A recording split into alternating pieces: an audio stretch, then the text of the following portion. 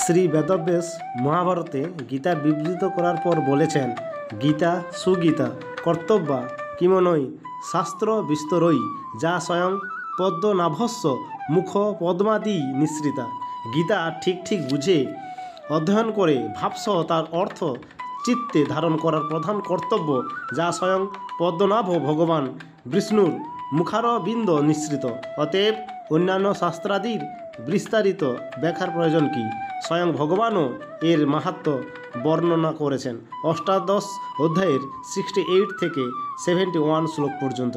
এই গীতা শাস্ত্রে মানুষ মাত্রেরই অধিকার, যা তিনি যে কোনো বর্ণ আশ্রমের হন না কেন, কিন্তু তার অবশ্যই ভগবানে শ্রদ্ধাযুক্ত এবং ভক্তি সম্পন্ন হওয়া চাই, কারণ ভগবান তার ভক্তদের মধ্যে এটি প্রচার করবার নির্দেশ দিয়েছেন এবং বলেছেন যে স্ত্রী, বৈশ্য, শূদ্র এবং পাপজনী ব্যক্তিও যদি তার শরণাগত হয় তাহলে তারা পরম গতিপ্রাপ্ত হবে।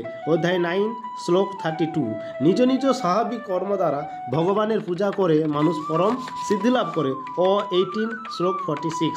এইসব কথা বিচার করলে বোঝা যায় যে সকলেরই পরমাত্ম প্রাপ্তিতে অধিকার আছে।